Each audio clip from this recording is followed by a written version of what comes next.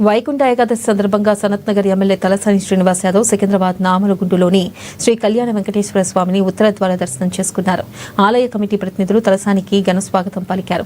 వైకుంఠ ఏకాదశి నాడు కలియుగ దైవం వెంకటేశ్వర స్వామిని ఉత్తర ద్వారం గుండా దర్శించుకోవడం ద్వారా కోరిన కోరికలు నెరవేరుతాయని తెలిపారు.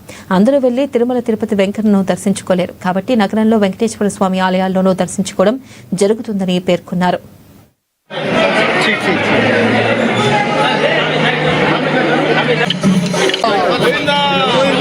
మొదటి నుంచి చూస్తుంటే సోషల్ మీడియా టీవీల్లో కలియుగ వెంకటేశ్వర స్వామి తిరుమల తిరుపతి దేవస్థానంలో అక్కడ వెళ్ళినటువంటి భక్తులు విఐపీలు అన్ని కార్యక్రమాలు చూసినాం. అక్కడ జనసంద్రం.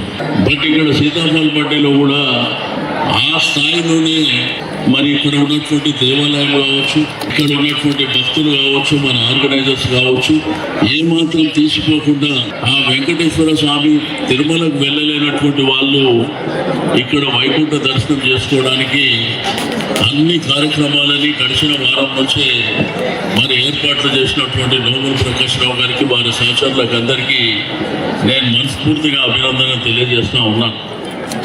ఈరోజు మనందరికీ తెలుసు, హిందూ ధర్మం ప్రకారం భక్తి భావంతోనే ప్రతి ఒక్కరు కూడా మనకు అనేకమైనటువంటి పండుగలు ఉంటాయి. ఈ రోజు భక్తుల సంఖ్య కూడా విపరీతంగా లక్షలాదిగా పెరిగిపోయినటువంటి సందర్భం. కోట్లాది సంఖ్యలో భక్తులు మరి దేవుళ్ళను దర్శించుకుంటున్నటువంటి సందర్భాలను కూడా మనం చూస్తూ ఉంటాం. ఎందుకంటే ఈ రోజు మరి వైకుంఠ ఏకాదశి సందర్భంగా ఆ వెంకటేశ్వర స్వామిని దర్శించుకుంటే మనము, మన కుటుంబము, మన పిల్లలు, సమాజం బాగుంటుంది అనేటువంటి ఒక గొప్ప సంకల్పంతో అందరూ కూడా ఈ పూజా కార్యక్రమాలలో పాల్గొంటూ ఉంటారు.